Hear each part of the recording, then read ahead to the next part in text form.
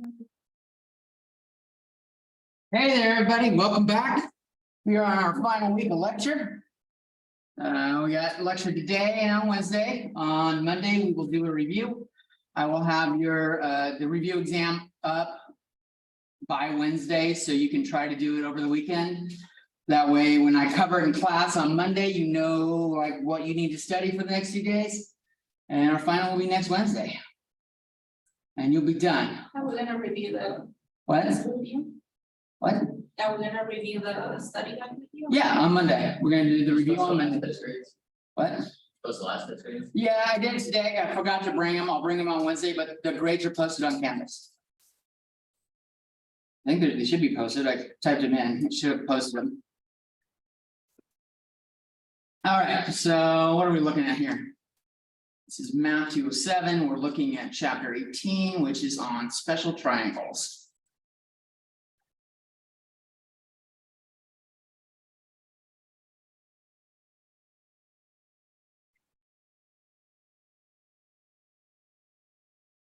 Okay, so special triangles.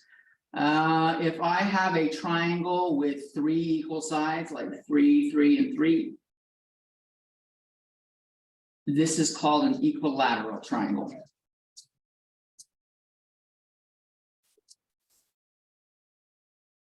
It has 3 equal sides. And in that case, it has angles of 60 degrees on all of them.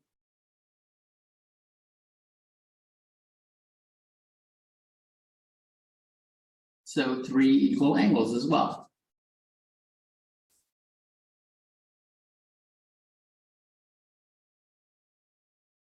All 60 degrees or pi over 3 radians. Generally, when we're talking about equilateral triangles, we're not dealing in radians though.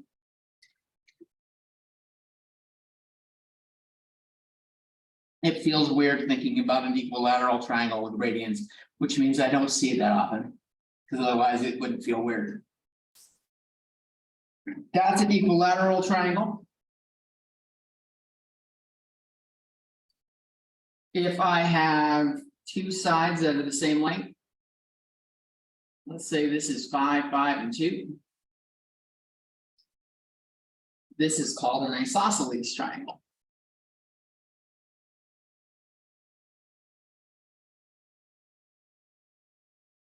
Two equal sides. And the angles that go with them are equal.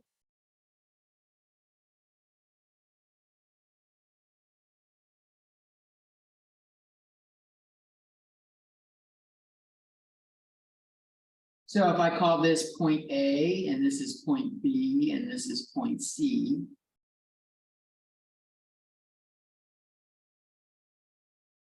We tend to label the sides opposite of a letter by the lowercase. So I'm going to call this lowercase a because it's opposite of this angle right here. This is A. This here is angle B, and so opposite of B, we're going to give that lower B. And this angle here is C, and opposite of C is little c. So in my picture, we can see that A equals B, and we can see that angle A. Well, you can't see it because it looks like it. But it is true that angle A equals angle B.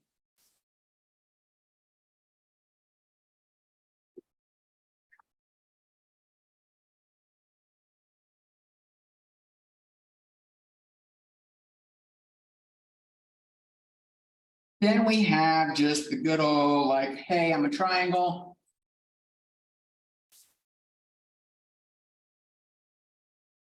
A scalene triangle. Has 3 unequal sides, which implies 3 unequal angles.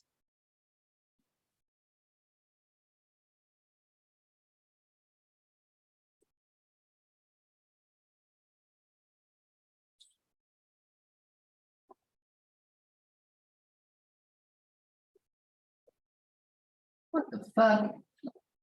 Hey, you know, any test day, right? Yeah. I mean, I got it. What is the same thing along? I have no idea. I have no idea what you're talking about. I'll look after lecture. Yeah, you have something due tomorrow. Hmm. I was too lazy. All right, those are the different types of triangles we have. Then there's a couple other topics in triangles that are important. Congruent triangles.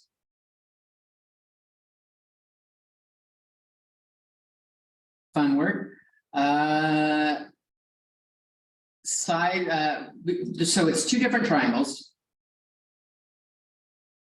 There's no U in congruent. That is a U. Oh. So let's say triangle A and triangle B. The sides of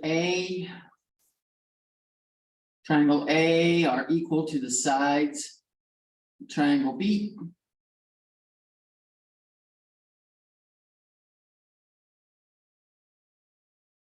And the angles as well.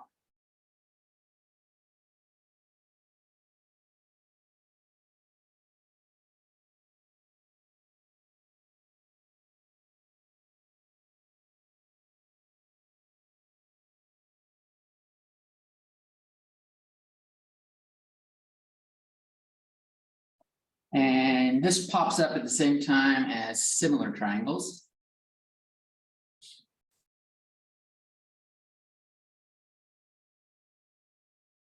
Similar triangles, let's have triangle A and B again. Triangle A and triangle B have the same angles.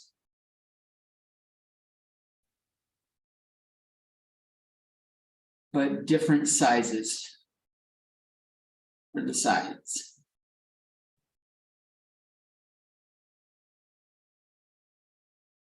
So I'll show you some example of both in a second, but I figure if I get the definitions down, get them done with, we can get through the boring crap of 18.1 relatively quickly.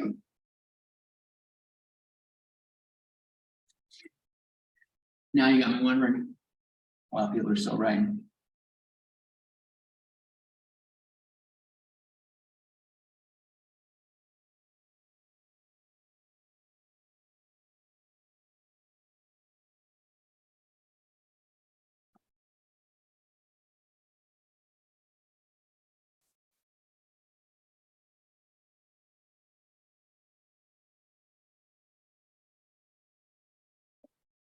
All right, you guys ready for an example?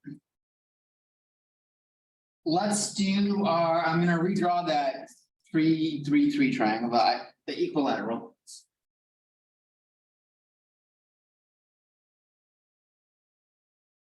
If I have a triangle like this, that is also 3, 3, 3. And then I can have a triangle like this, say 4, 4, 4.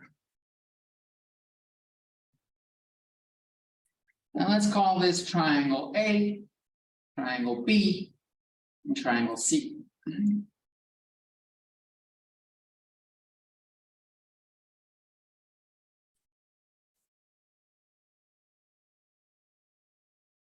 So I can see from triangle A and triangle B, they both have lengths of 3 on all 3 sides.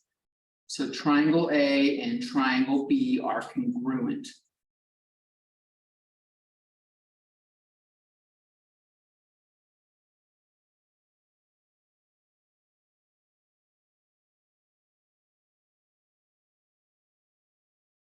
When all 3 sides match, the angle is 60 degrees.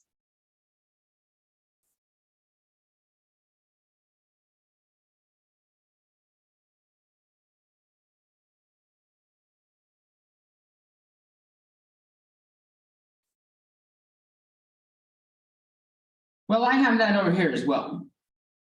All 3 sides match here, so all of these angles are 60 as well.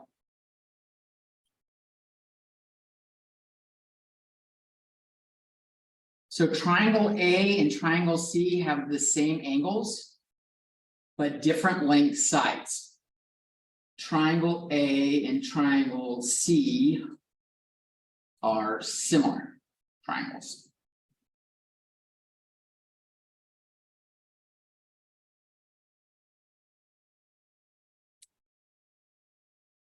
I think it's worth noting that this doesn't look the same because I've got it rotated. So if the triangle is rotated, but everything matches, it's still the same.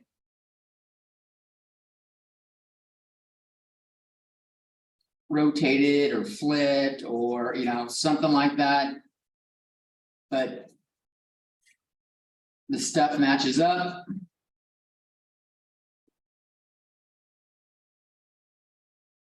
Then those terms apply.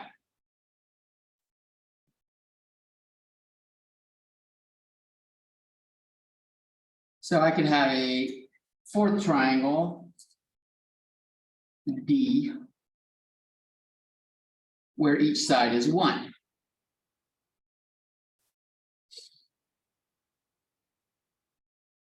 And triangle A and D are also similar.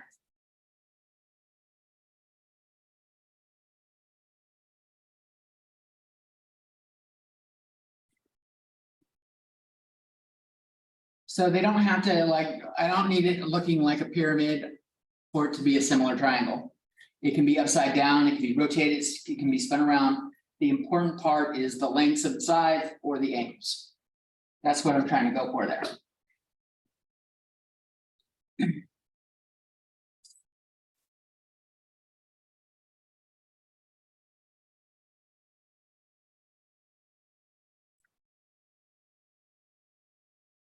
Now, you may not have all the information for triangles, but you can still check them if you have one of 3 configurations. If you have all 3 sides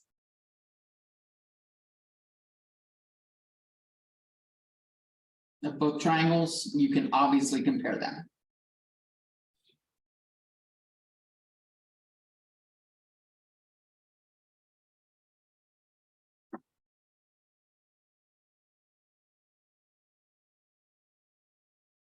This is called the side setup configuration.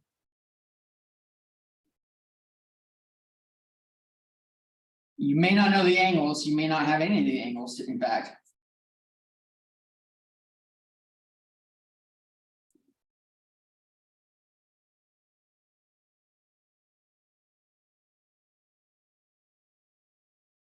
But having the 3 sides is enough.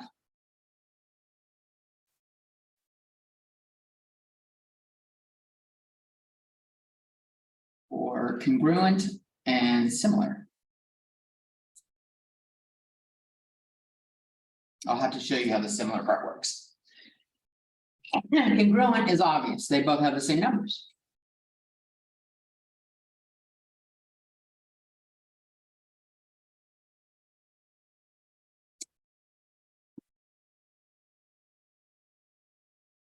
It's a good tea.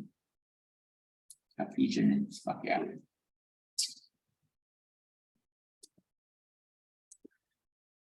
Another configuration is called the SAS configuration, which stands for side angle side.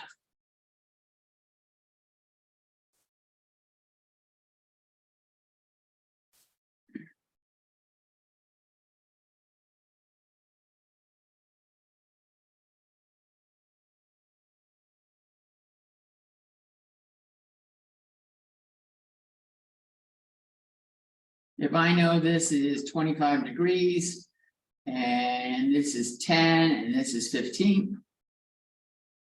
And if I know this is 25 degrees and this is 10 and this is 15. Then these triangles are congruent.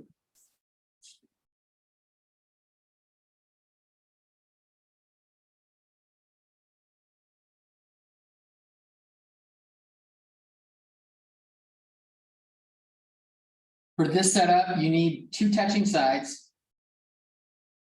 Well, obviously, you can't have anything but two touching sides on a triangle. The two touching sides and the angle between them.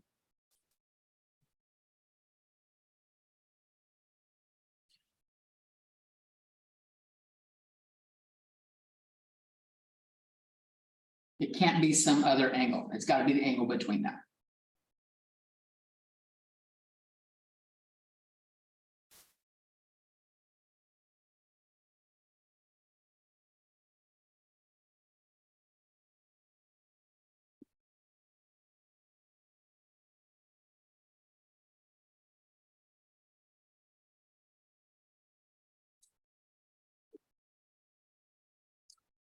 Oh. That's that configuration. And then there's the switch, the ASA. Which is angle side angle.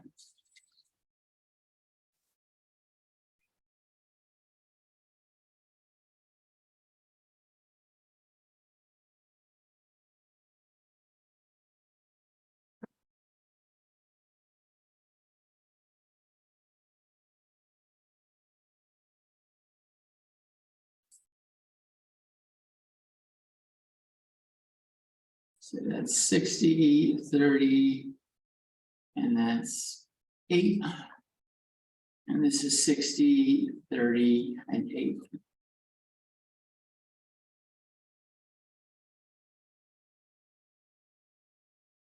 So here, these are congruent triangles.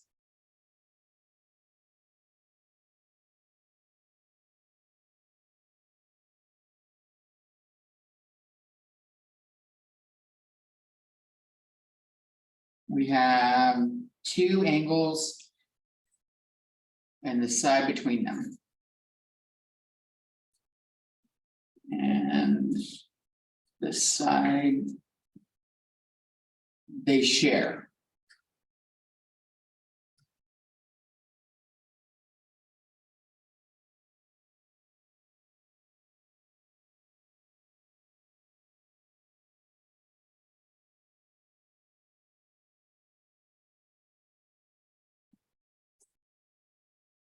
Get ready for Mark? It is right, talk fast. Let's dive a little bit more into the similar. We're almost done with this fucking first part of this. Let's say I have triangle. Let's go with A, B, C. And I have a triangle, a bigger triangle. D, E, and F. And let's say these are similar. If they are similar, well, that's a better way of saying it. If they are similar,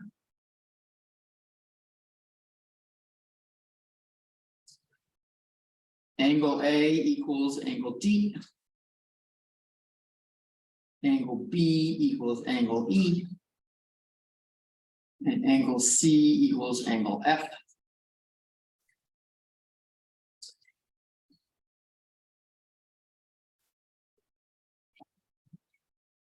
I'm going to put the sides in there and do something else. So the side opposite of an angle uses the lowercase letter.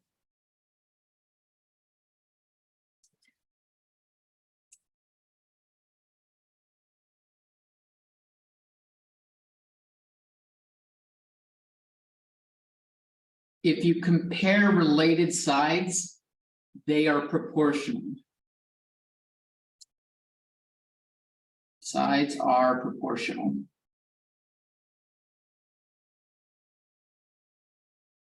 Which means A over D, these two sides, have the same proportion as these two sides, have the same proportion as those two sides.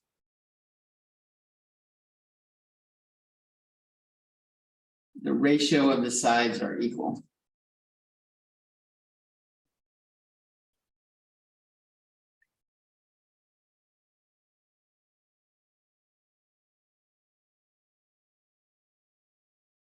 In fact, ones we'll see later because they're quite common. Is the 3, 4, 5 triangle. And the 6, 8, 10 triangle.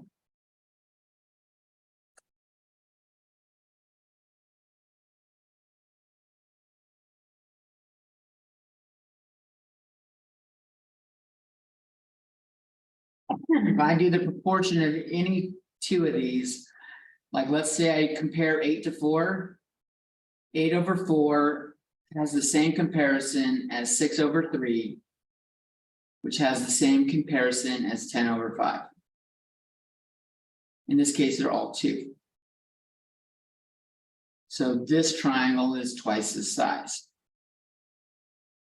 Sides are twice as big.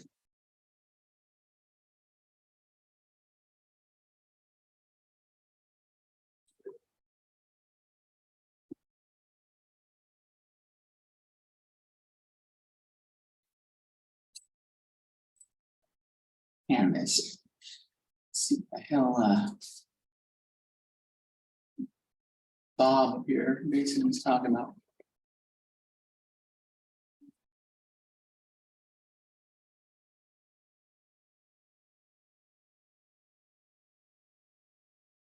Try to get bored at work or something? You have the day off or something? What happened? No, I didn't go to the junkyard, so.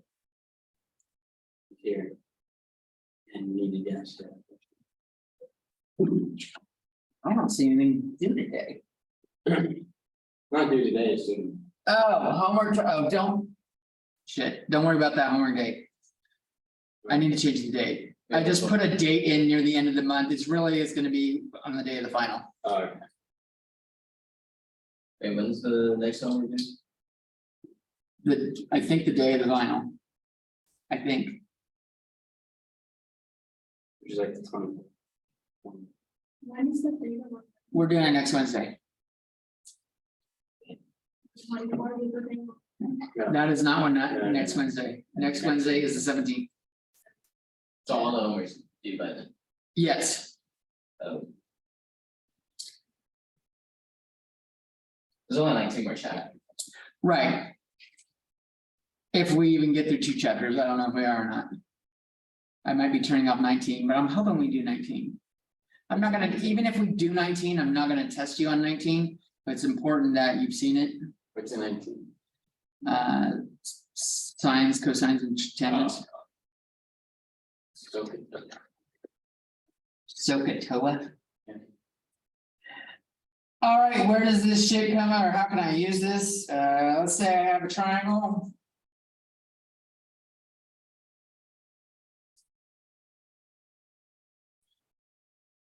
And I know this side length is 10, and I know this side length is 15. And I know this side length is X, and I know this side length is 6. And I know they are similar.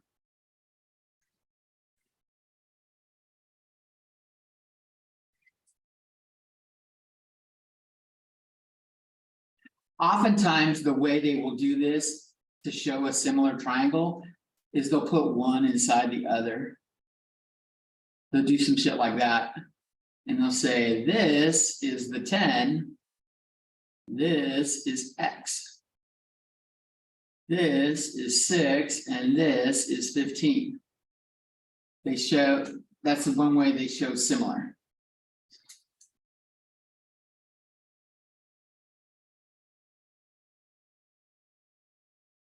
That way you can visually see the angles are the same.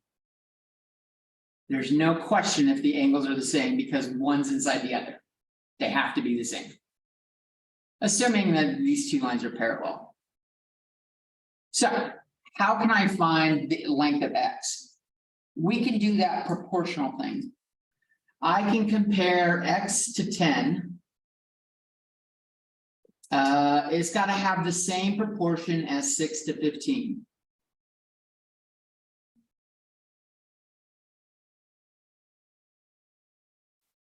So if I solve this, I could multiply both sides by 10.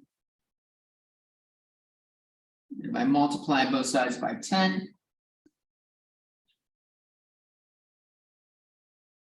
The tens go away on the left. I have 6 times 10 on top, 15 on bottom. This is 60 over 15, which is 4.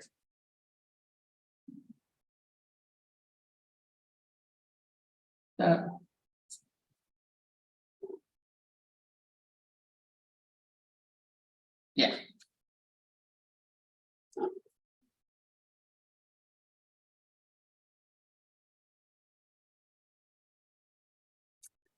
Another way to do this. So here I kept the proportion between the two sides. You can also set up the proportion.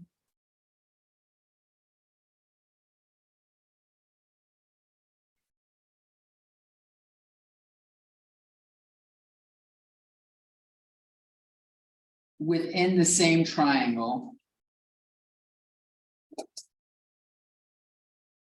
If you know they are similar and you use the same sides.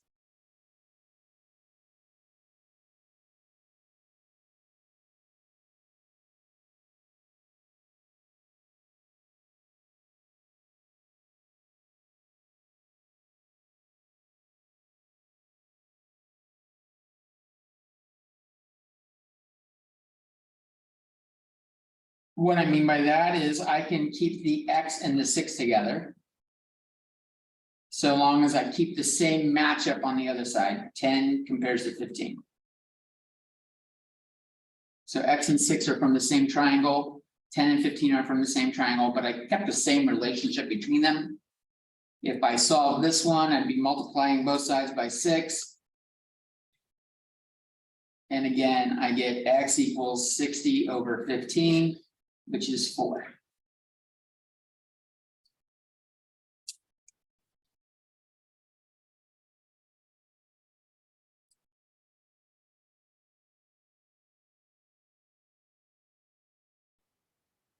This may seem like an obscure use to you, but the following can be done as well. What's wrong, Bertha? You all right? I don't know if that smile is The way usually. you say that is like another way of doing it. Well, here I compared X and 10. I used the 2 different triangles on the same side, on the same fraction. Here I use 1 triangle in 1 fraction. So there it is doing it differently. Does that make sense? Yeah. It's like I heard what I wanted to hear. I'm out. Later. Oh, why didn't you just email me? Fucking nut. All right, so let's say there's some, oh, let me use green for the tree. We have some unknown tree, we have some tree, and we don't know how tall it is. Question on how tall it is. But it casts a shadow that is 20 feet long. 20-foot shadow.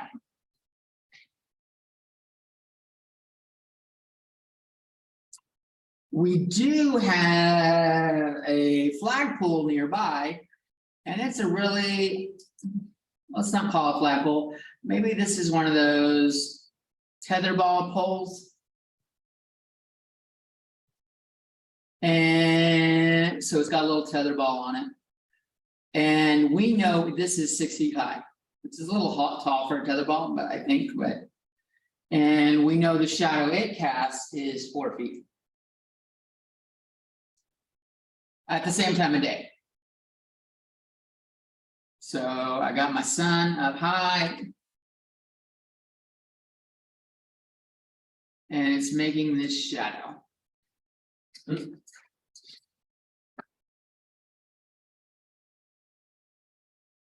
We can use the fact that we know how tall the tetherball pole is in its shadow. So the idea here is use the tetherball pole and its shadow to determine the height of the height and shadow length.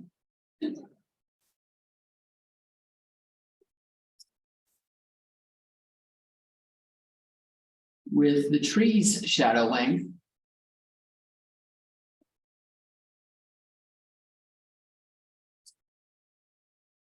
To figure out the height of the tree.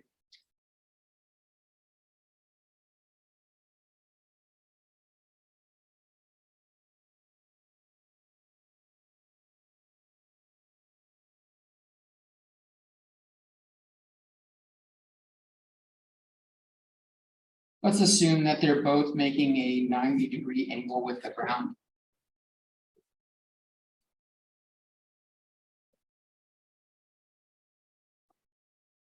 My tetherball pole looks like it's leaning a little bit.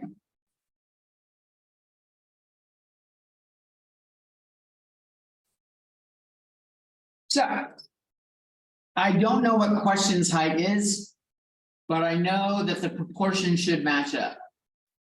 So the tree height versus the tetherball pole height has to have the same relationship as the shadow height of the tree versus the shadow height of the pole. So you'll notice on both of these, I've got tree on top and pole on bottom.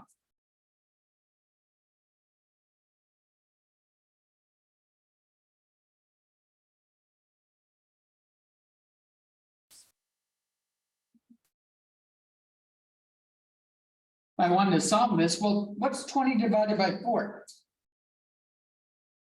Just 5, right? I could rewrite this, the feet cancel out over here. I got question mark 6 over 6 feet equals 5. And if I multiply both sides by 6 feet, I get question mark equals 5 times 6 feet, which is 30 feet. 30 feet is the height of the tree.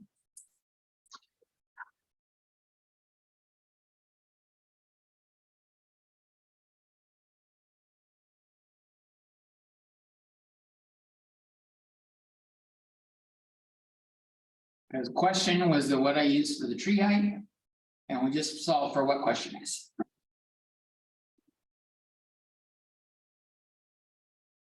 That makes this a triangle that has 30 there and 20 here, and this one is 6 and 4.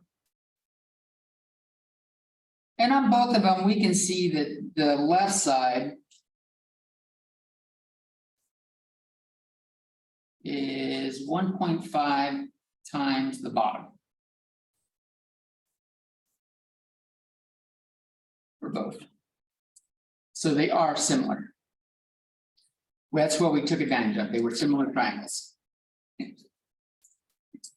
The sun is far enough away that the angles should be the same at any given time, the angles that the shadows make. All right, you guys ready for more? One of the most famous formulas in all of mathematics. The Pythagorean triangle.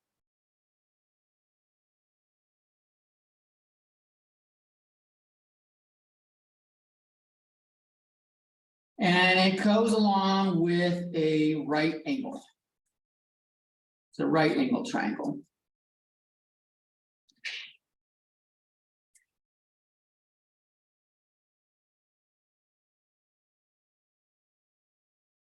So if I call the two sides next to the right angle, A and B in my picture are called legs.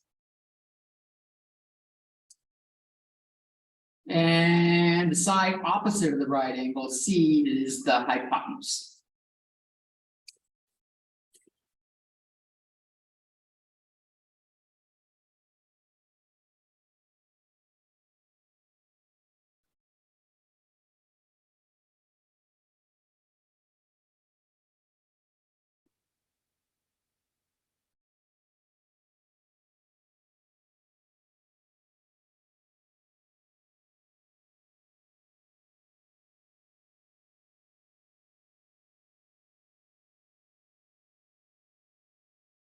The formula, the relationship between these sides, as long as one of these is a right angle, and it's set up like this, a squared plus b squared equals c squared.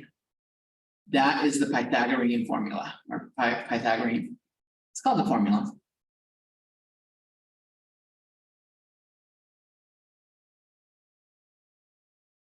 Ancient Greek guy.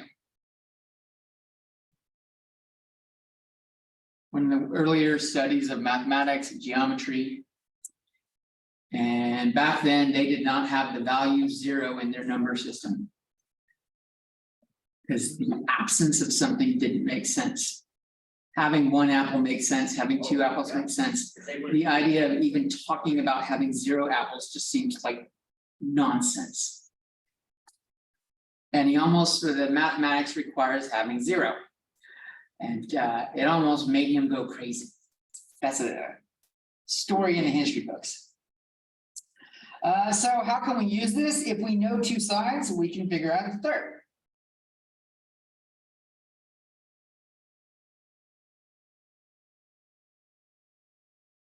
Of a right triangle, we can find the third.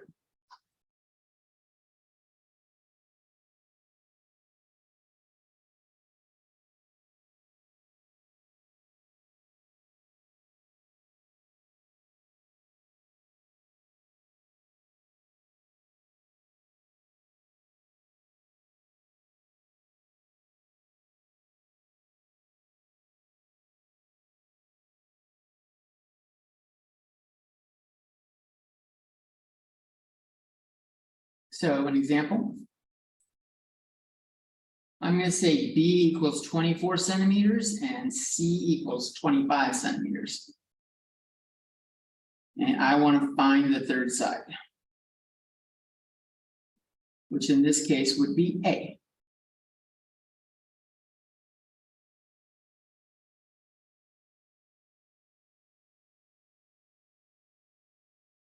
Now, if I wanted to draw that, and let's say this is the 24 centimeters.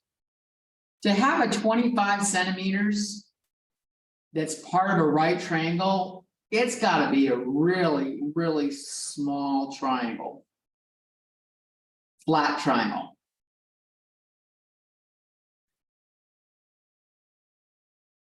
Just because those lengths are so close to each other.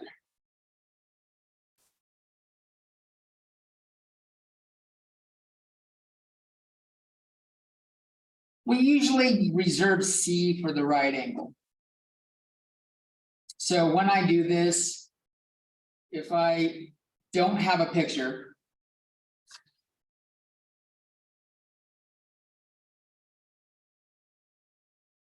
C is the hypotenuse.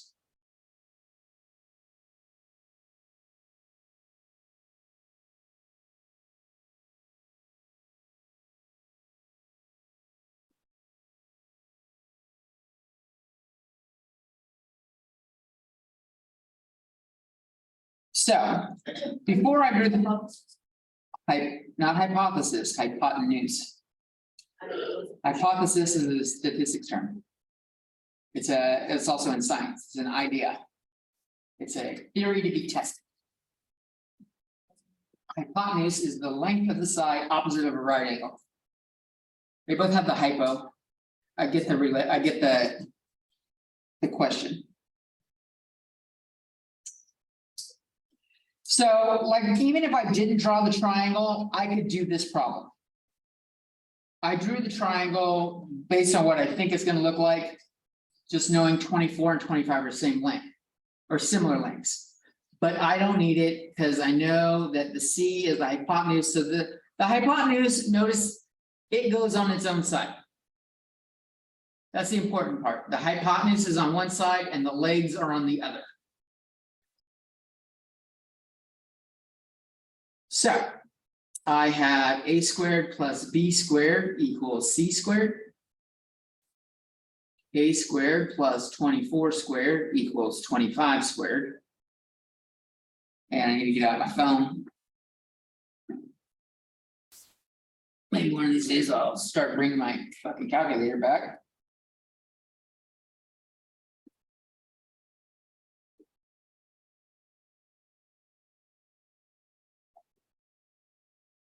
And you're dividing it? No. I'm just gonna square them first. I don't know what 25 squared is.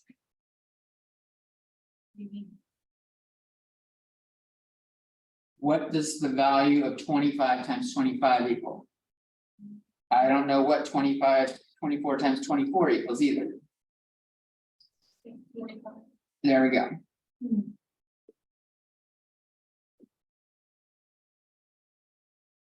Now I can go about solving it. I need to get A by itself. So I'm gonna subtract 576 from both sides. And I get A squared equals, looks like 49. And then that whole, why were we studying square roots and squares and shit? This is why. We use it in triangles. I will take the square root of both sides. A equals the square root of 49, which is 7. And these units were in centimeters, so A is 7 centimeters.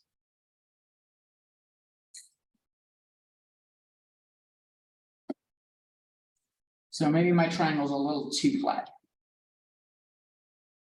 It looks like maybe the triangles should have been, they could have still been long, but like this side right here is like maybe like that.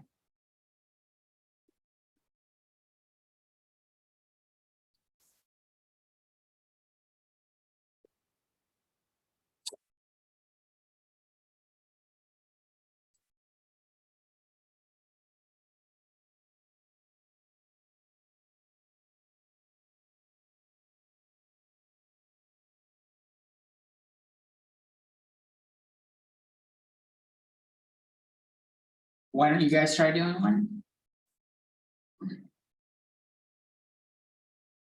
We're gonna do the example. We're gonna have A equals 8 feet. And C equals 17 feet. Find B.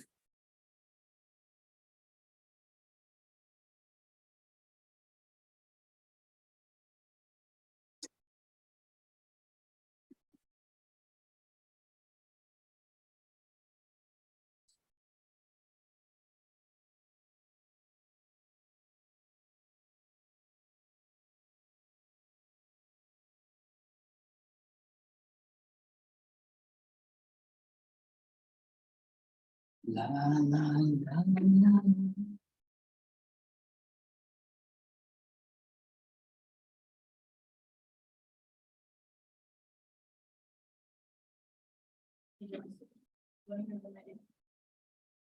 Are you done with this problem? Do you know what B is yet? When you have B, you can tell me what your day is. I left the other one up above so you can see how the pattern works. No, I still don't understand. You have to plug the values in. You have to square them to see what the values actually are. Because unless you know what 17 squared is I don't know what 17 squared is, so I need a calculator. I know what 8 squared is. Oh my. This would be easier if you'd done the homework in the algebra section. Yes, it would. Because we're doing algebra right now. So You have to be by yourself.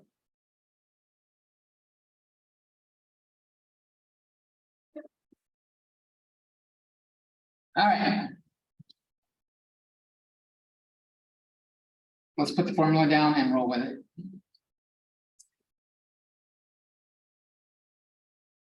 I'm plugging the values in that I know. A equals 8. I don't know what B is. C equals 17. I know 8 squared is 64. And let's see, this is what?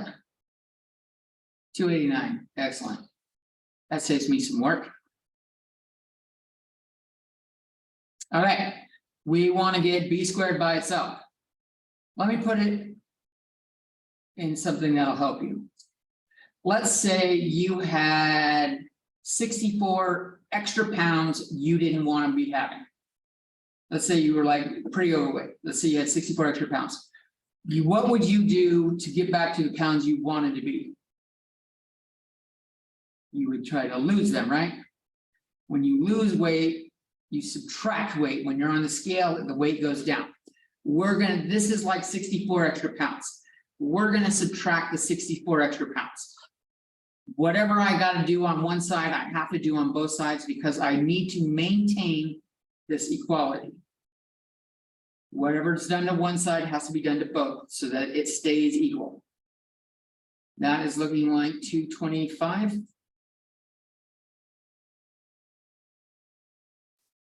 I don't have a good weight thing for square root, so we got to take the square root of this. And this is, unless you know the square root of 225, this is a calculator operation. Calculator, unless you practice a lot.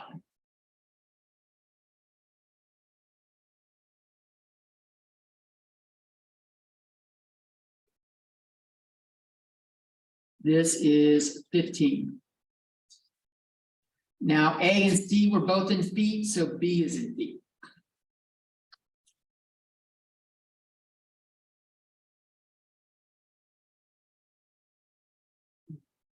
There we go.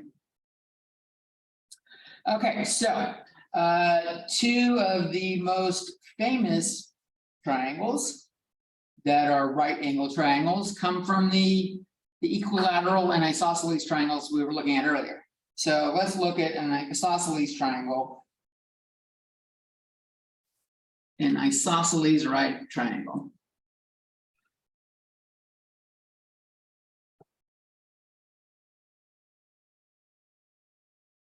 This is also called a 45, 45, 90.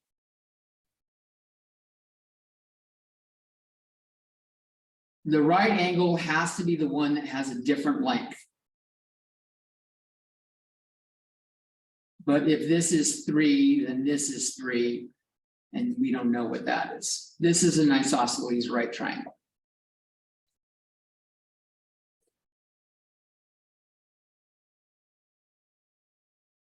When this setup happens, this is 45 degrees. This is 45 degrees. And the right angle is always 90 degrees. So that is why it's called a 45, 45, 90.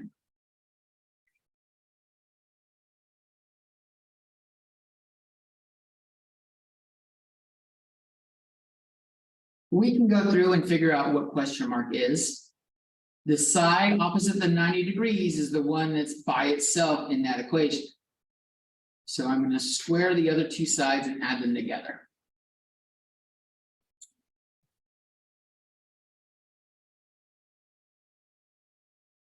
This is 9 plus 9, which is 18.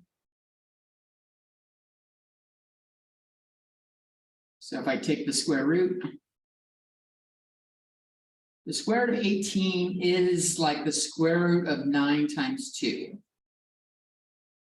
Which is, we did this in the square root section. We can separate it. And this becomes 3 root 2. I don't know how long that is. I'm going to put it in a calculator and find out.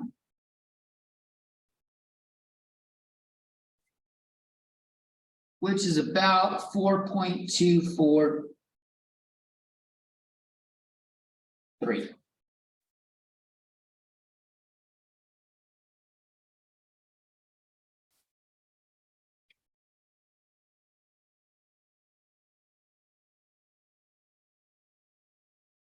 This is a very specific isosceles right triangle. It has lengths of 3. The general form for the isosceles right triangle is if we have a 45, 45, 90.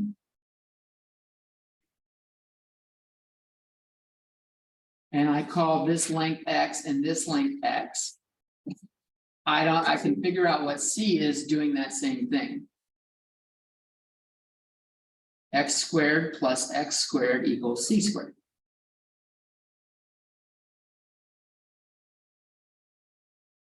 So I add those up, I have 2x squared equals C squared.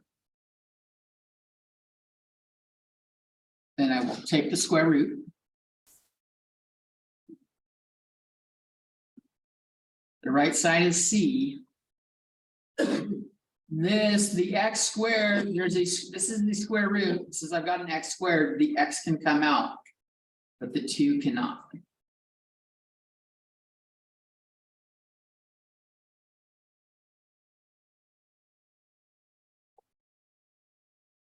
When you have a 45, 45, 90 triangle, the sides that go with it are x, x, and x square root of 2.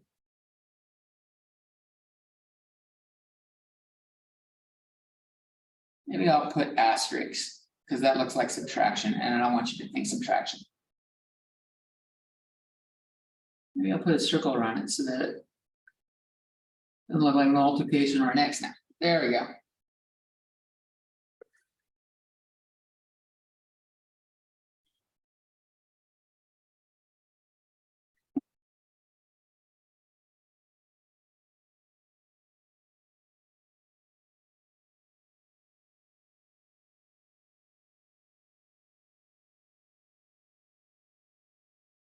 The 45, 45, 90 often comes up when you're looking for the diagonal of a square.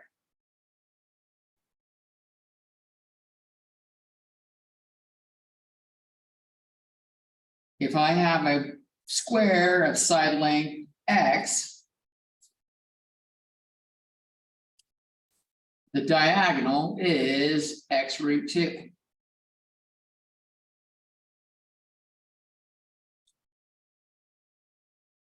Now, they teach this shit like you're gonna memorize it. But I'll be fucking honest. Memorizing this relationship is fucking harder than just doing the a squared plus b squared plus equals c squared. It just really is. It can speed it up if you haven't memorized, it can speed it up. Okay. Something you guys are familiar with that makes a square. What is the distance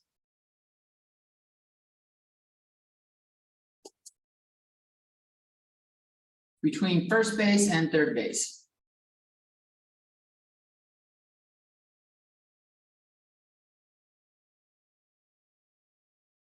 On a professional baseball field, before you start taking that a different route.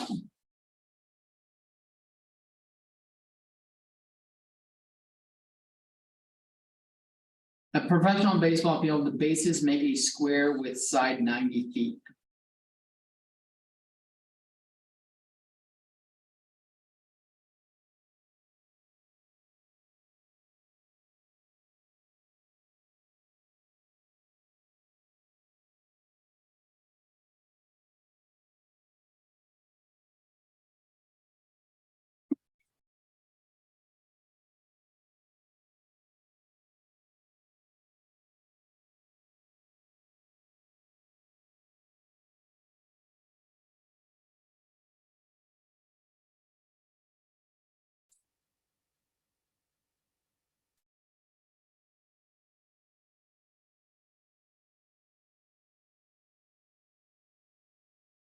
They even show it looking like that with little right angles in the fucking corners. That's the way they draw a diamond, a baseball diamond.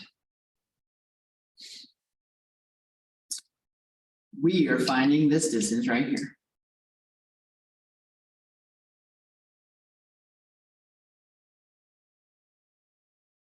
This is 90 feet and this is 90 feet.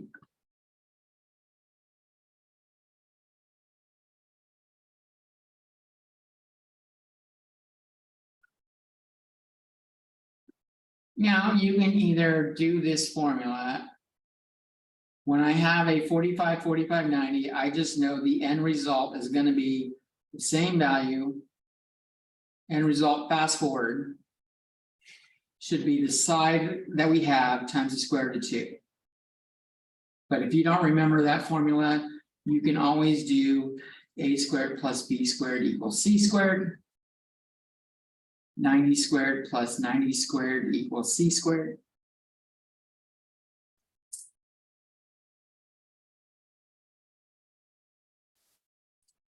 So I've got 2 times 90 squared equals c squared. And if I take the square root of both sides, I get c equals the 90 squared, so I can pull it out.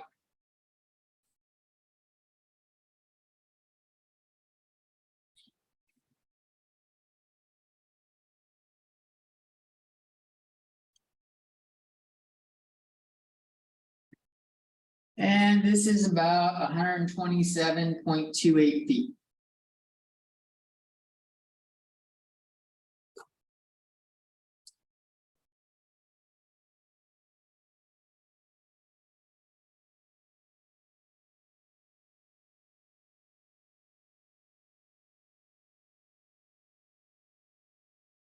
So this was our isosceles triangle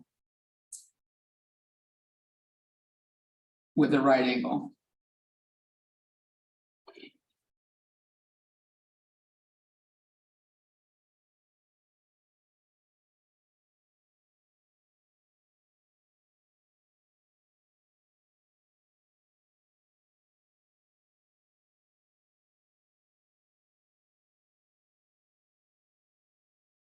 The other special triangle comes from, if we're still writing, let me wait a second.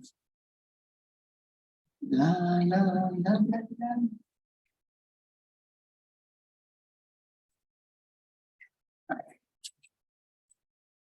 I told you the other one that we're gonna look at is the equilateral. Special triangle from the equilateral.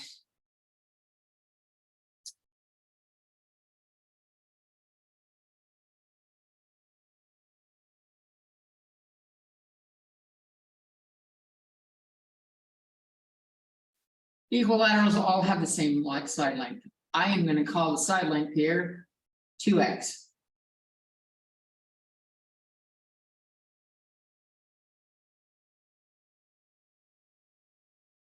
The way we get the special triangle we're looking at is we draw a line straight down from one of them and make it a right angle here.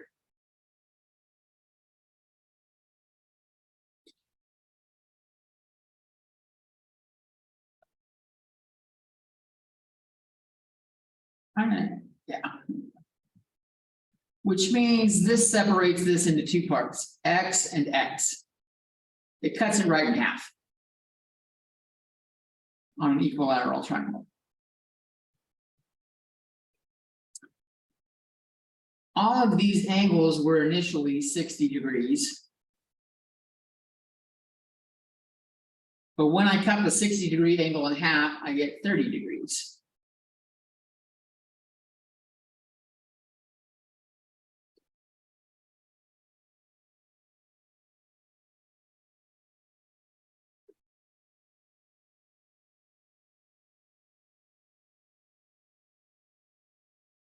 So if we just look at one of these triangles, I have x, I have 2x. And what does this say? This is my 60 degrees, this is my 30 degrees.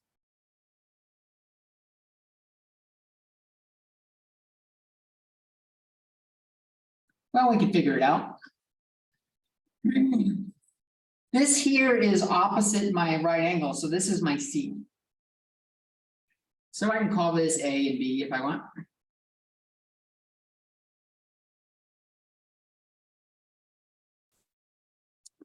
And I have A squared plus B squared equals C squared. But B is X. And C is 2X.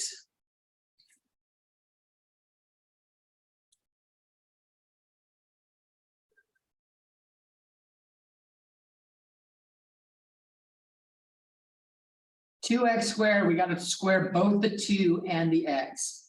This is 4x squared. And I haven't done anything with the left side yet.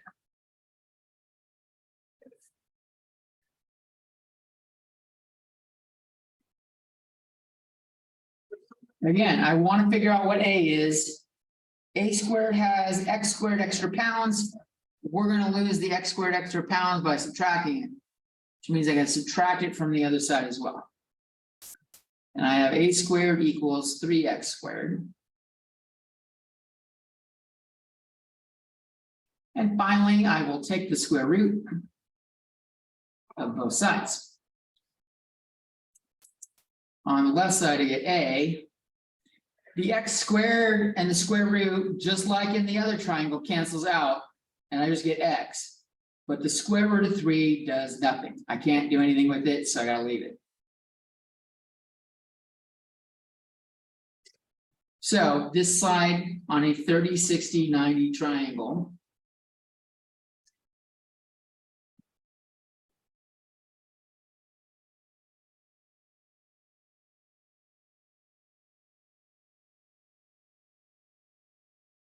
It corresponds with x for the 30, 2x for the 90, and x root 3 for the 60. I don't like memorizing this one because what I want to do every single goddamn time, even now to this day, even though I know this triangle is not the way I want to do it, 60 is twice as much as 30, so I want to have 2x go with the x. I want that to be a 2x, and it's not. So I always end up having to do this damn triangle anyways. I always end up doing a squared plus b squared plus c squared to figure it out because the fucking relationship's a pain in the ass to memorize. It's not intuitive to me. I don't know that it's worth memorizing, but some careers like construction and shit like that use the 30, 60, 90 triangle often enough that they know what this relationship is. They won't even reference it as square root of 3. They know just multiply by like 1.7 something. They know what the value is decimal wise. They just multiply through it. They're bypassing this triangle shit. But it comes up often enough in construction. Same with the 45, 45, 90.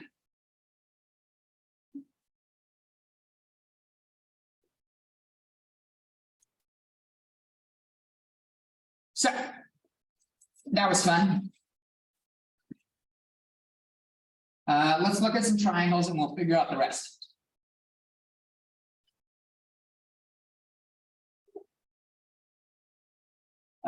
Let's say these are, in fact, let's treat these all as 30, 60, 90 triangles.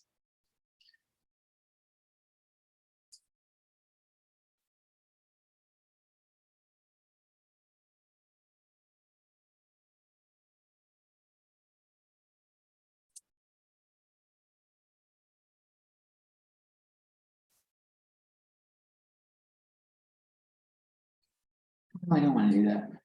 What do I want to do here?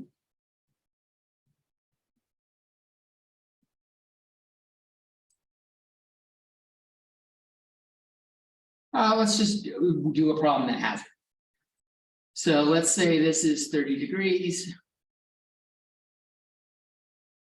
This is a right angle. And I know that this side is 4.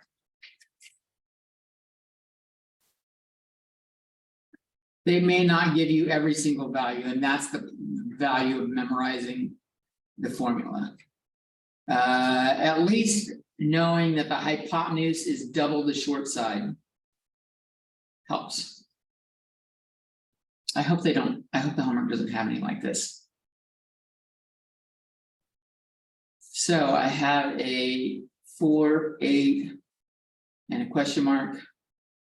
This should end up being 4 root 3, but we can figure that out just by solving for question mark with the Pythagorean formula. Square root or question mark squared plus 4 squared equals 8 squared.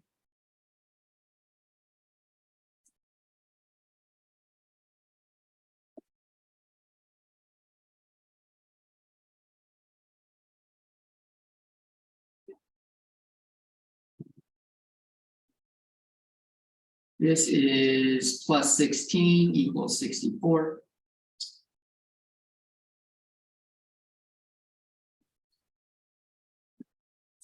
And if I subtract 16 over, I get, oh, still a square. Square equals 48. which is the same thing as a 3 times 16.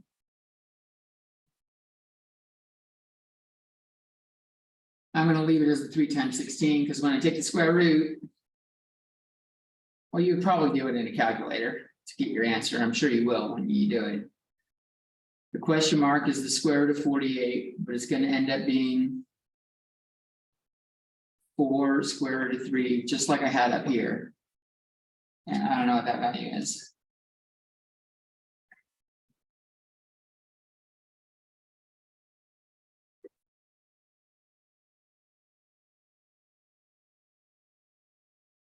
Which is approximately 6.93.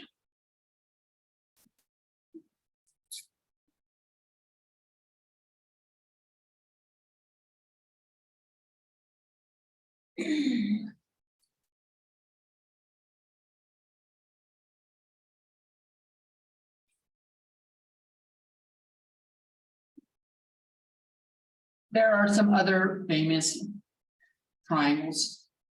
This is, I don't know that they have it listed like this in the book, but it's worth knowing some of them. They're called the Pythagorean triples.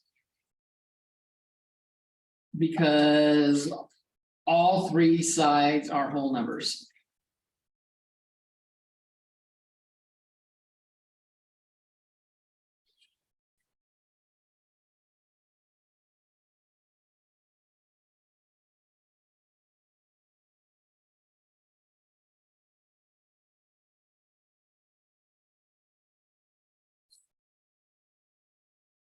The 3, 4, 5 triangle.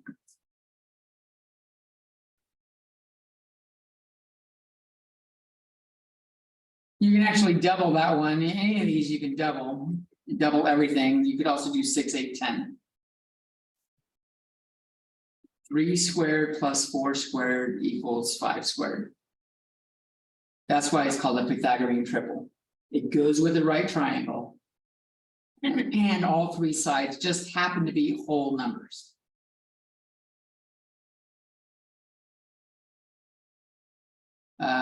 There is the 5, 10, 12.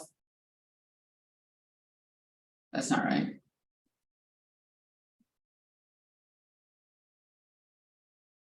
5, 12, 13.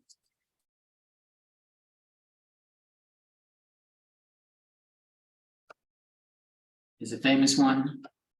We just had one earlier. It was 7, 24, 25.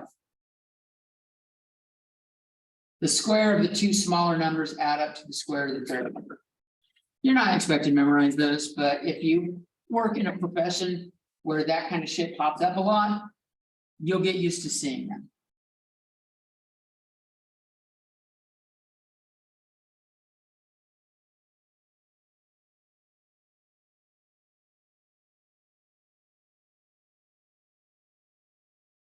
Is the Pythagorean formula, for those that have been doing their algebra, are comfortable with the algebra?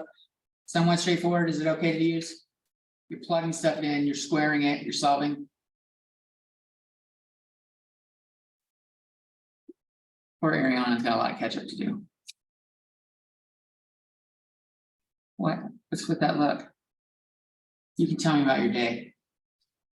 I told you when you knew the length of B, you could do it, but we kept on the length of B. Did you want to tell me about your day?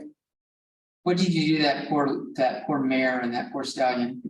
No, the happy stallion, that poor mare. Well, actually, we just do one.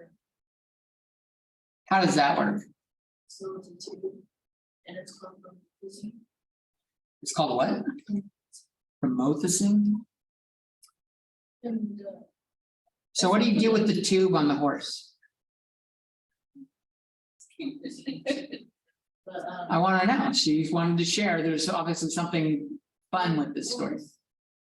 You said you were deworming and you used a hose. But no, 2. Like A tube, hose, same fucking thing. What do you do with the tube? huge syringe. Oh, a syringe. Okay. And you're supposed to torch the lid and then fill it in, and then on the sides, you just put it in, but Like in their neck? no, in your mouth. Oh, so it's like an oral medication. It's for the deworming. or parasites or whatever. Right, but you're not like poking the flesh, you're just injecting fluid in their mouth. Yes. Okay, But, we I've had to do had- this with dogs all the time. We had a stubborn guilty. And he doesn't like dewormer. But, Well, a lot of males don't like the long tube stuffed in their mouth. well, this one doesn't have his testicles. Guilties are. Okay, still, Anyways, do you like having someone shove a long tube in your mouth? I don't. it's for the best. Anyways, I had put it in his mouth, but he spit it back at me. And I had dewormer all over. Oh, Don't you hate it when they spit it out? Dog does it all the time when I give him oral medicine. Yeah, that's why they did not like it. But I thought that was just, All right. You guys tell me about your day. That sounds like a fascinating day. How much dewormer is it? How much fluid is it? How much did you have? so it was like, I can say it. He took it all, but when he spit it back, it was just a little. Okay. Yeah, but it was like, oh. And then imagine me tilting his head and him, yeah, yeah. You're just trying to fucking get me in trouble on camera. What do you mean? But yeah, that's exactly what happened. See, this feels like a fucking setup right here. What? I'm kidding. That's fine, that's good. As long as you don't get what the setup is, I can't get in trouble. All right.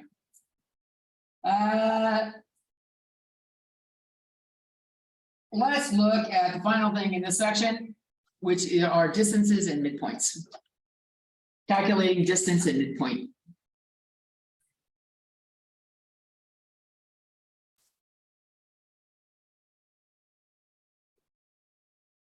Oh, and he castrated too. Well, that's a little more interesting sounding than you fed a horse medicine. You castrated a horse? Is it like chemical castration or is it like cleaver that motherfucker? Basically, Oh, that's fucked. and What's wrong with chemical castration? no, let me tell you something real quick. It's a Oh, please don't tell me you drill into his testicles. you clamp, it's like a clamp, and then you pull into it, and then it just spins around, and then. You like whip it like eggs? Oh my god. Yeah. And then you pull it out, it's all wrapped around that. Oh my god. No, okay, we have the clamps, but. we were That doesn't matter. You're still. You're scrambling his nuts and then it's all wrapped around the whisk. And you pull the whisk out and it's all entangled around it and you pull like his testicles out. So it's on medicine. It doesn't know what we're doing. It doesn't. You think it doesn't know what you're doing. But they do get up like with the little like sore little booty. Well, yeah. So is the testicle actually extracted after it's whipped? So you get it, so you clean them and then from there, Well, that's nice of you. but Yeah, you you put, don't want to do it on a dirty sack. you put iodine, which is the medicine, and. Yeah, that prevents an infection. And then you just grab them, and then they have clamps, but old school, they just grab them, get the knife, you just let them open, cut them out. You know they eat them? They're called mountain Oh, oysters. yeah. Yeah, Rocky Mountain oysters. That tends to be, I thought buffalo was Rocky Mountain oyster fleecers. But they're like, oh, does someone have a fan? All right, Okay, so I've got 2 points here. yeah, I don't think they whip them for the Mount Rocky Mountain oysters. I think they're extracted whole. And then they're fried. They're battered and fried, because that's how you want your testicles when you're eating testicle. You want to, you want to dip in ranch. and they stuff. Lunch, like, Who's he? Your instructor. yes. And he had done it before, and But done it before and does it every time is, Oil, he has oil and a pan. yeah, you batter them and fry them. He said watch his environment. Okay, In his office. this is what happens when you ask. I knew when she said, can I tell you about my day? I knew there's some shit in there that. Like I didn't need to know. I knew when I asked, there was gonna be some shit I didn't need to know. I thought it was the, Back what? about everything. Don't be upset. You're the one you sounded like upset. No. So I wanna find this distance here. And we have coordinate system. We have an x1 and a y1 and x2 and a y2. So let's say this is on some giant grid. I've got my x-axis and my y-axis.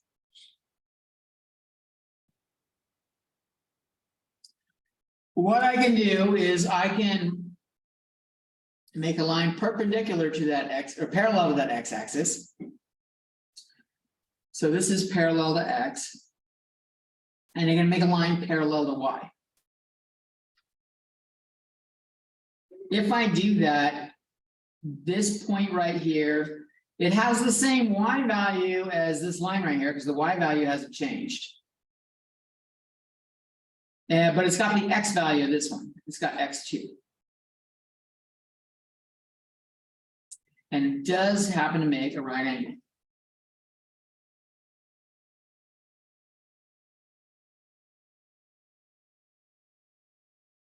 So if this is my right angle and this is C, I do A and B, this meets up with a squared plus b squared equals c squared, which is really just my distance squared.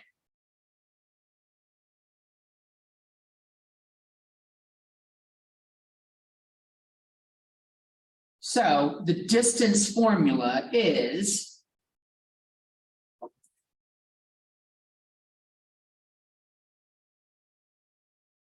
well, what is my A here? My A here is the change in x values.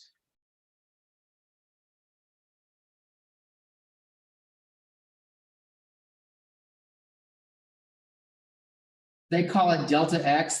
Do we use the triangle delta? This is fucked up because it's for triangle. It's called delta x. It's really x2 minus x1. And B is the change in y values. B is y2 minus y1. If I wanted to find the length at A and I wanted to find the length at B, I could do that.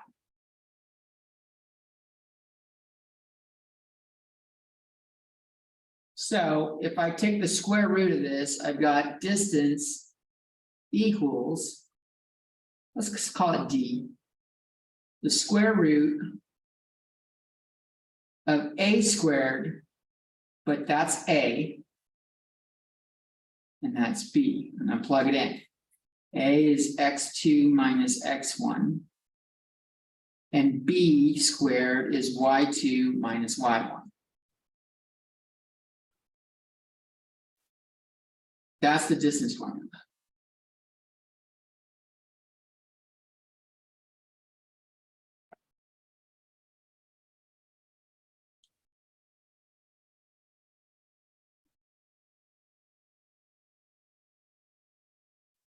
So, let's just practice it. Let's say we have A is at, let's do some examples. We're going to say A is at the point 4,2. And let's say B is at 7,6. Let's find the distance between point A and B.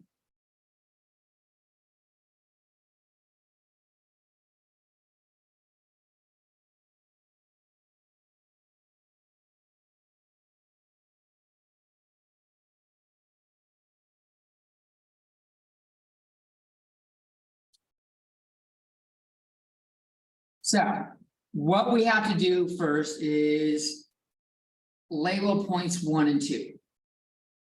label them as 0.1 and 2.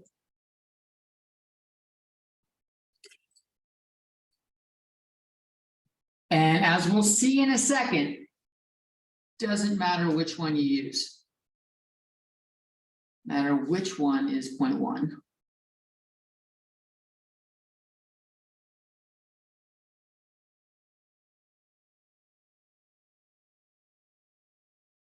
So let's say my A is my 0.1 and my B is my 0.2.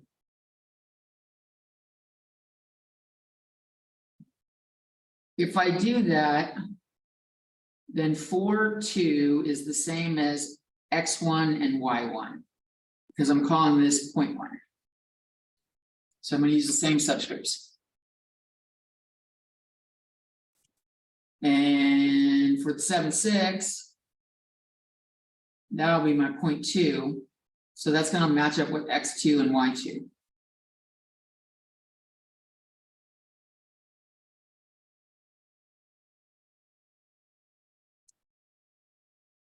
So until you're like, you have this shit memorized and you're comfortable plugging them in, I recommend writing down the full formula each time and then plugging in what you have.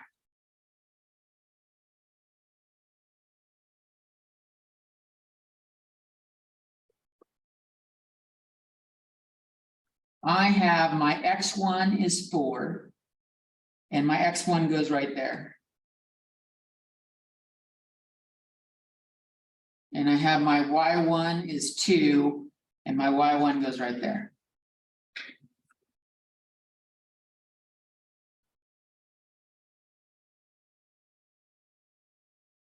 My x2 matches up with 7 and that goes right here. And my y2 matches up with 6 and that goes right there.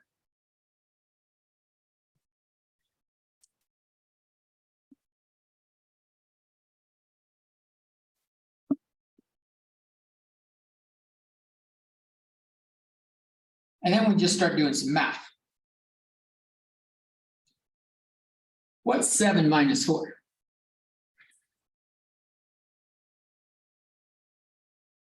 3, right? So 7 minus 4 is 3, so I have 3 squared. And I have 6 minus 2, 6 minus 2 is 4. So I have 4, and that's squared. So that's going to equal the square root of 9 plus 16. And 9 plus 16 is 25, so I need the square root of 25. So that's 5. Distance between point A and point B is 5 units.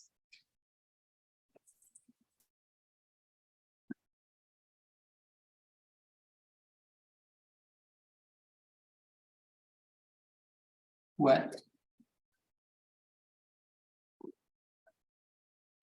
So did you get to this point, plugging everything in? Yeah. Okay, so then we do the 7 minus 4, that's 3. It's still got a square on it. 6 minus 2 is 4. It still has a square on it. So I rewrote 3 squared plus 4 squared. That's just dealing with the subtraction. And then I squared them. 3 squared is 9 Okay, and 4 squared is 16. I got to 9 plus 16, but I didn't understand the 3. Where? Oh yeah, the 3 came from 7 minus 4. Yeah, when I did it, I just jumped to 9 and 7. Now check this out. I chose A to be 0.1 and B to be 0.2. What if I change it around? What if P1 is B and P2 is A?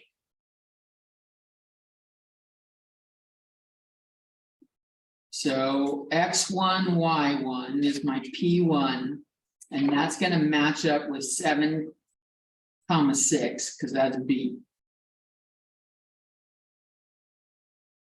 And my P2 uses the subscripts 2, so X2, Y2, and we're going to match that up with A, and A was 4, 2.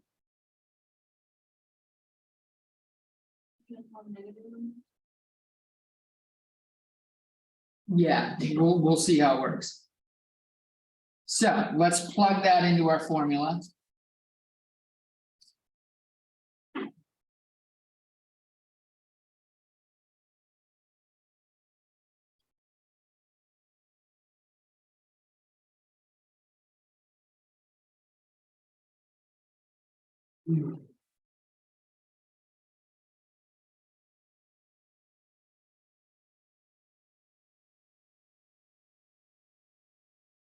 My x2 here, my x2 is 4.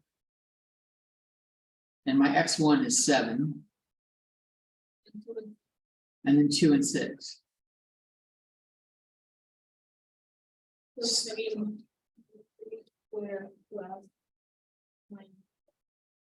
Yes, but make sure that the minus is on the inside.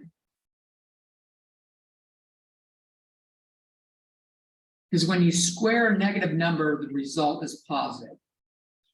-3 squared is 9, and -4 squared is 16. So we get right back to d equals the square root of 25, which is 5 units.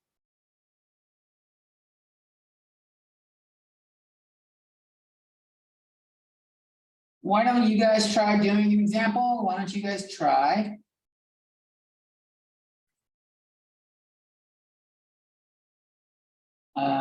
The point 3, 7 and 5, 2. The answer does have a decimal. It's not a whole number. I'll tell you that right now. So when you do it, you will have a whole number answer. Whatever. What? We can choose whatever. We just showed that you could. So you can choose either one to be 0.1 and either one to be 0.2, as long as you're consistent when you plug them in.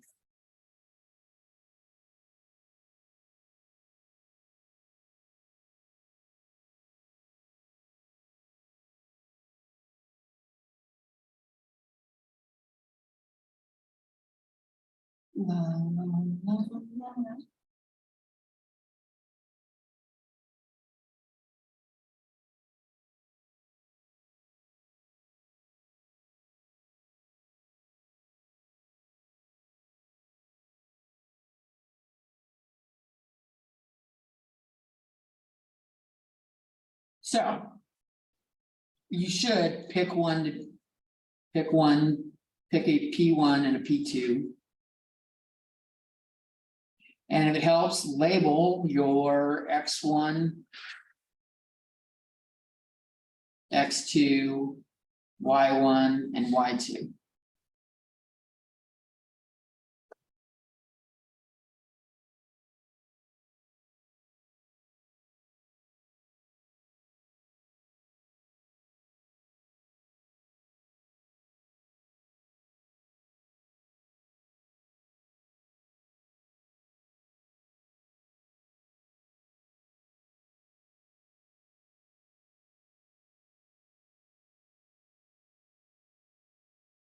Are you already done? Fuck, look at you, Speedy. It's like, this shit's easy. Why didn't we do this fucking the rest of the semester? I got this shit down pat. What'd you get for your answer? 5.3. Okay.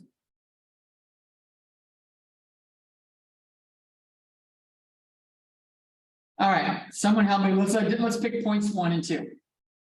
What are we gonna use? I chose 0.1, the first one. So this one is the 1 and that one's the 2? Yes. Okay. So that means my X1 is 3, my Y1 is 7, my X2 is 5, and my Y2 is 2. All right. I'll write this formula down.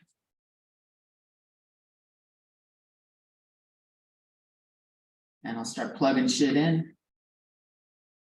X2 is 5 minus X1 is 3. And Y2 is 2 minus Y1 is 7. So I got D equals 5 minus 3 is 2. So 2 squared plus 2 minus 7 is -5. So -5 squared. So D equals the square root of 4 plus 25, which is the square root of 29. That's actually the exact answer, but that's not really all that useful. So D is approximately Cause I don't trust Bertha, she doesn't. Always give me the right shit. True. Square root of 29 equals, oh, look at that, she didn't give me the right shit. 5.38516487071. If you round to 2 decimal places, that's approximately 5.39. You didn't round. F. F.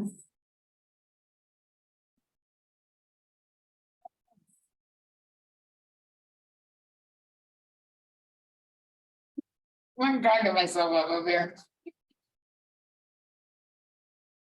Hey, that did happen to me. I think it was chapter 6 quiz. I got a bunch wrong because I did it wrong. But it happens. Yeah, it does happen. Yeah. All right, the other thing we need to do today is midpoint. Midpoint is really easy. We're gonna do the same thing with the x1 and the x.1 and point 2. If I can pull this piece of paper up, there we go. So the midpoint formula.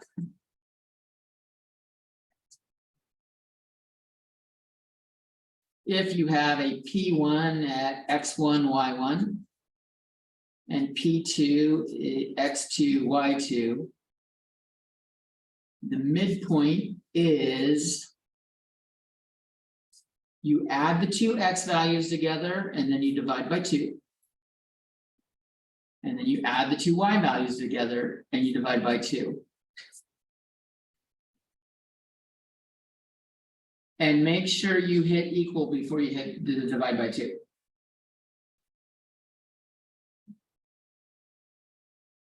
After adding, but before dividing. If you're doing this in a calculator.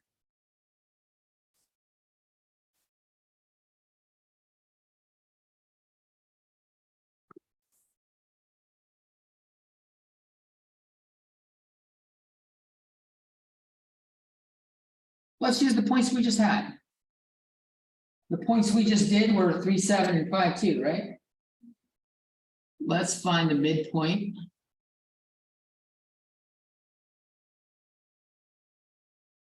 Of 3, 7, and 5, 2.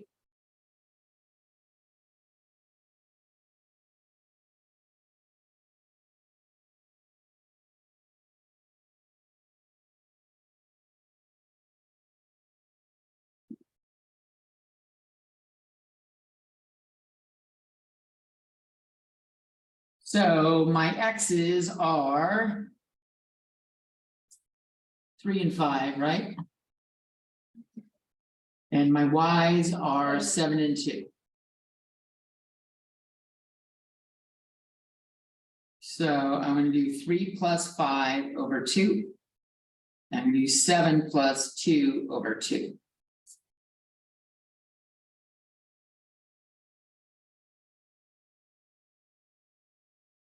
This is going to give us 8 over 2 and 9 over 2.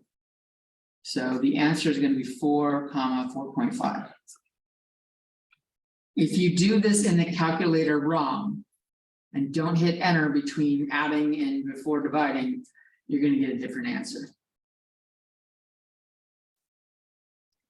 Now, you can always check to see, does that seem reasonable?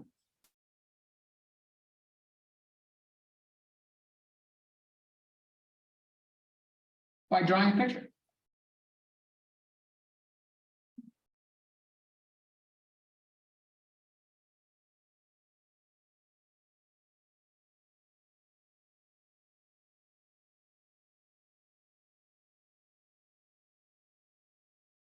That's my 5, that's my 10, that's my 5.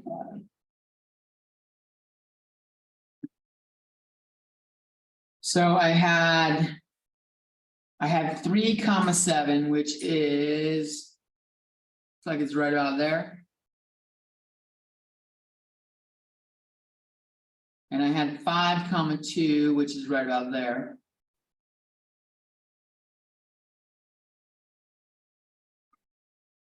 Where is 4, 4.5? 4 is right here, 4.5 is right about there. That looks like it's about halfway between them, right?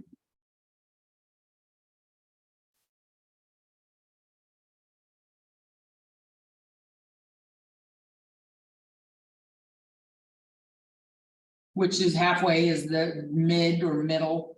The midpoint means middle point. That's handy to think about it that way. Midpoint is short for like middle point. Or point in the middle.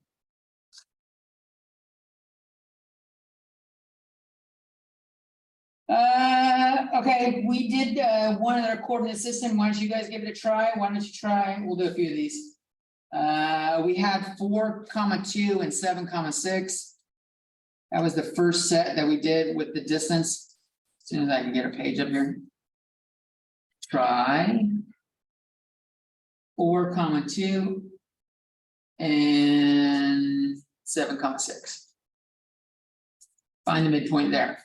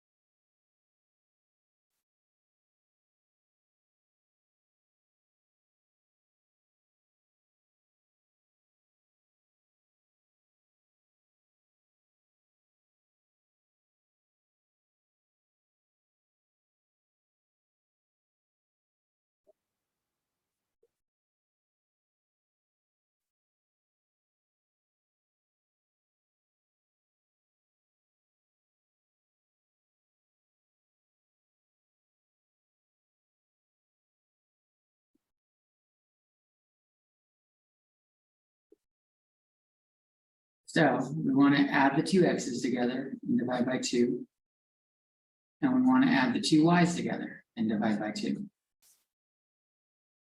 You should get 5.5, 4.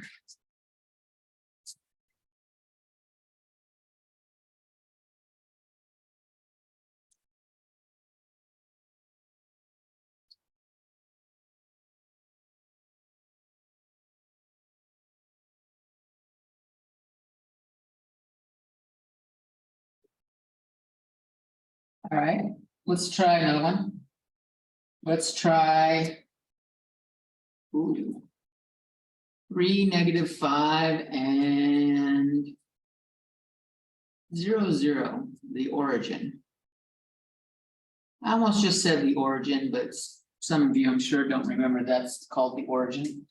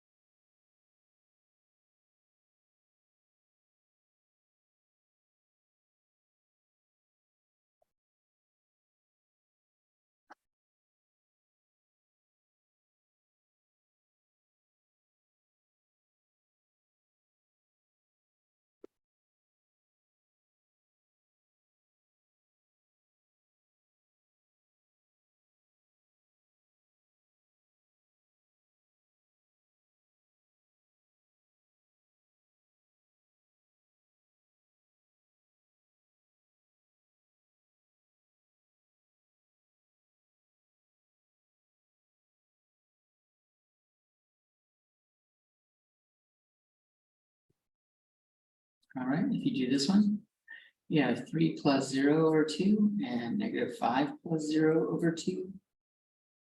Should give you 1.5 and -2.5.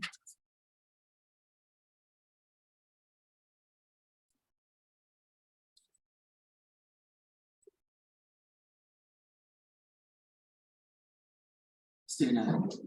One more.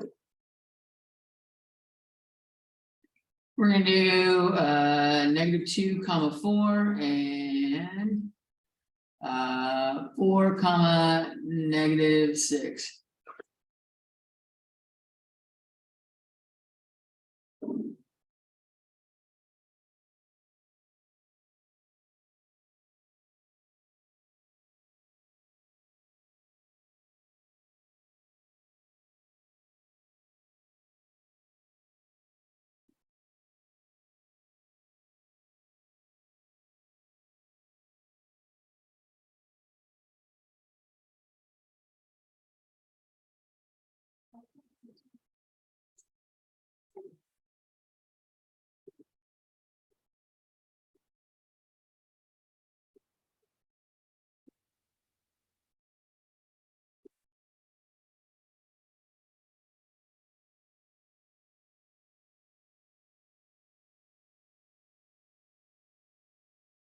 All right, we do this one. I'm gonna do -2 + 4 over 6 or over 2. And 4 plus -6 over 2. -2 + 4 is +2. 2 divided by 2 is 1. 4 plus -6 is -2, and -2 divided by +2 is -1. So you should get 1, -1.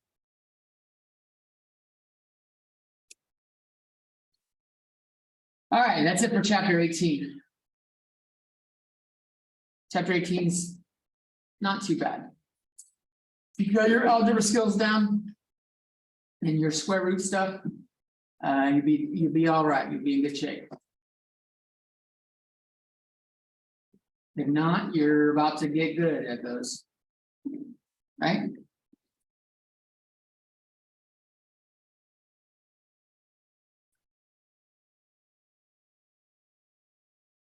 That's it for today. I will see you all later.